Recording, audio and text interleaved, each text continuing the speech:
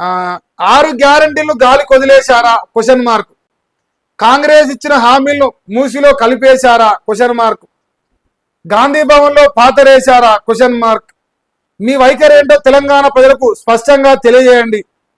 మోసం చేస్తే మీకు భవిష్యత్తులో గుణపాఠం తప్పదు. సోనియా గాంధీకి కేంద్ర మంత్రి కిషన్ రెడ్డి బహిరంగ లేఖ రాసిందంట. మా కిషన్ అన్న చాలా రోజుల తర్వాత గట్టినే మాట్లాడా. కౌంటర్ గట్టి ఇచ్చారు ఫస్ట్ టైం. మంచిగా పర్లేదు అని ఈ మాత్రం గట్టిన ట్రై చేసిండు. ఇలా ప్రిపేర్ అయినట్టుంది.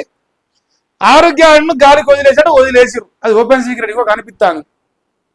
ఇప్పుడు దీనిపైన ఉన్న ప్రింట్ కూడా ఉసిపోయే టైం వచ్చింది కానీ ఒక్కరు కూడా రాలే. మళ్ళీ టీషర్ట్లు పోయి కొత్త టీషర్ట్లు కొట్టించుకొని రావాలని పరిస్థితి వచ్చింది తప్ప అది అయిపోయే సమయం కూడా ఇప్పుడు సంవత్సరం కావస్తుంది. మనం వేసుకోవట్టే నిరసన తెలుపుతున్నాం. అయినా దున్నపోతున్నాం దానికంటే కాంగ్రెస్ ప్రభుత్వం కంటే. సో ఏడో కూడా ఇంతవరకు కనపడలే నాకు. గాలికి వదిలేసినట్టే, కాంగ్రెస్ ఇచ్చిన హామీలు మూసిలో కలిపేసినట్టే. దీంట్లో కూడా డౌటే లేదు. 1,50,000 కోట్లు వస్తాయి మూసీ ప్రక్షాళనకు. మూసీ ప్రక్షాళనకు 1,50,000 కోట్లు అప్పనంగా వాళ్ళు అయ్యే జాగిరన్నట్టు పెడతాడ. దానికి పైసలు ఏమాత్రం కూడా డిస్టర్బెన్స్ కాదు. కానీ రాష్ట్ర ప్రజలకు పెట్టాల్సి వస్తే మాత్రం పైసలు లేవు. నన్ను గోసుక తిన్నాను చంపుతారా. నన్ను ఏం చేస్తారా? దొంగలు లెక్క చూస్తారు. ఇంటి ముందర చెప్పులు ఎత్తుకొని పోతారు. చెప్పులు ఎత్తుకుపోయి దొంగ లెక్క చూస్తారు నన్ను. సో అంతా చండాలంగా మాట్లాడతాడు. ఇక గాంధీ భవన్లో పాతరేసిర్రా. పాపం మొన్న మా బీజేపీ వాళ్ళు ఆడు పోయి ముట్టడో పొట్టడో అన్నారు ఏమో కోసం. లాఠీ కర్రలు పట్టుకొని పోలీసుల కంటే గట్టిగా ప్రొటెక్షన్ ఇచ్చారు. ఇగో మంద ఉంటే సరిపోతే దమ్ము ఉండాలి. కౌరవులు లెక్క 100 మంది ఉంటే వేస్తూ, పాండవులు లెక్క 5 ఉన్నా చాలు, బందోబస్తుకు ఉండాలి. మా రఘునందన్ చెప్పినట్టు అలా అయిపోయింది. ఇక మీ వైఖరి ఏంటో తెలంగాణ వరకు క్షమాపణ స్పష్టంగా చెప్పేసి రాలని. రైతు బంధు ఎగ్గొడతాం, రుణమాఫీ ఎగ్గొడతాం, పెన్షన్లు ఎగ్గొడతాం, కరెంటు ఎగ్గొడతాం, నీళ్లు ఎగ్గొడతాం, అన్ని ఎగ్గొడతాం. ఓన్లీ కేసీఆర్ తిరుగుతాం అంతే. మా టార్గెట్ సింపుల్, అన్ని ఎగ్గొడతాం. కేసీఆర్ లంగా, కేసీఆర్ దొంగ, కేసీఆర్ లంగా, కేసీఆర్ దొంగ, ఇంత మించి మాకేం రాదు. మన చిన్నప్పుడు వాళ్ళు రాస్తారు పొద్దుకులు అల్లనే తిస్తాడు. ఫస్ట్ క్లాస్ చదివే పిల్లగాడు అని రేవంత్ రెడ్డి రోజు కేసీఆర్ కేసీఆర్ కేసీఆర్ కేసీఆర్ కేసీఆర్ అని తప్ప పీకింది మన కూడా లేదు ఈ రాష్ట్రంలో. అది ఓపెన్ సీక్రెట్ అన్నా. ఇలా స్పష్టమైనగా చెప్పేది. మోసం చేస్తే భవిష్యత్తులో గుణపాఠం. భవిష్యత్తు దానికి ఎందుకు? మన సర్పంచ్ ఎన్నికలు ఇచ్చారు గుణపాఠం సరిపోలే. భవిష్యత్తు దానికి ఎందుకు గుణపాఠం? మన్ని ఇచ్చారు కదనే. 10 రోజులు అయితే ఇప్పుడు గట్టిగా ఇవాళనే ప్రమాణ స్వీకారం చేసిన కొత్త సర్పంచులు. వాళ్ళ రేవంత్ రెడ్డి అనుకూలంగా ఉన్న కొందరు వ్యక్తులు యూట్యూబ్ ఛానల్ నడిపేటోళ్ళు చెప్తున్న లెక్క నేను చెప్తుంది. 6,800 చిల్లర గ్రామ పంచాయతీలు కాంగ్రెస్ పార్టీ గెలిచింది. ఇది ఎగ్జాక్ట్ ఫిగర్ 6,800 దాకానే ఉన్నది. ఇది నేను చెప్తలేను.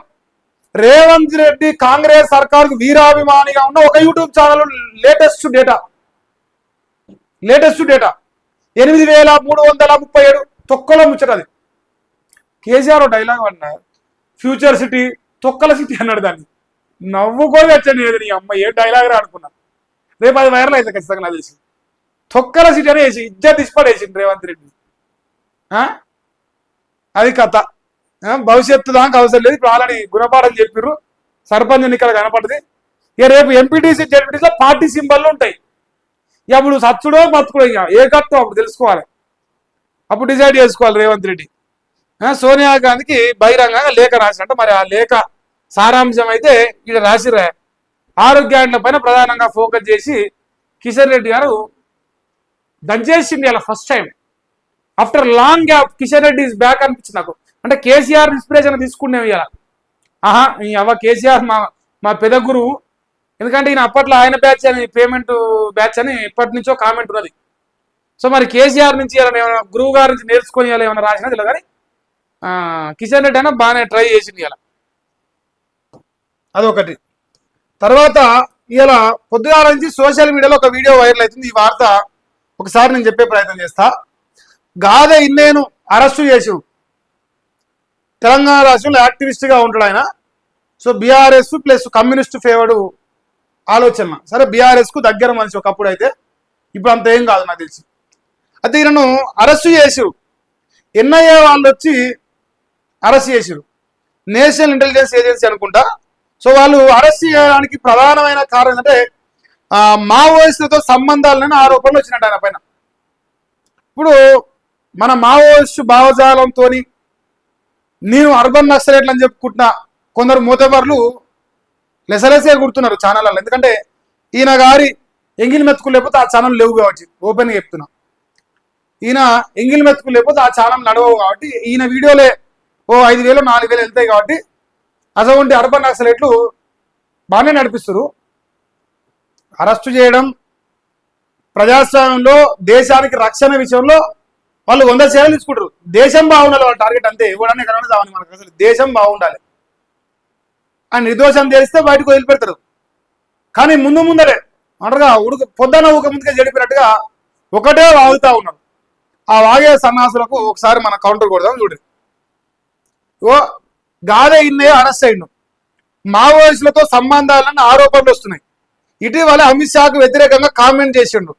జాఫర్ గఢ్లోని అనాథాశ్రమంలో ఎన్ఐఏ సోదాలు చేసింది. 4 వాహనాల్లో వచ్చి అదుపులోకి తీసుకున్న అధికారులు అంట. మరి ఆశ్రమం ఆయనదే అంటారు ఒక మాట, సో అది మనకు తెలియదు. సో ఆయన అరెస్ట్ చేశారు. అనాథాశ్రమంలో వాళ్ళ కుటుంబీకులు కూడా ఉన్నట్టుంది. అరెస్ట్ చేశారు. ఒక 4-5 వాహనాలు తీసుకొచ్చి ఎన్ఐఏనేగా అధికారులు అని చెప్పేసి రాశారు. ఎన్ఐఏనే సోదాలు చేసింది. అమిత్ షా గారికి వ్యతిరేకంగా మాట్లాడినంటారు.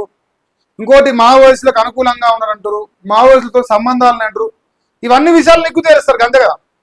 నీకు తెలిసి ఆయన నిజమా కాదా తెలుసుకొని ఒకవేళ అసోంటి అని ఉంటే తర్వాత చర్యలు ఉంటాయి. లేదు ఏమీ లేదు ఇది ఆరోపణే, ఆధారాలు లేవు, ఇదంతా వాస్తవం ఏం కాదని వాళ్ళ క్లారిటీ వస్తే వదిలేస్తారు.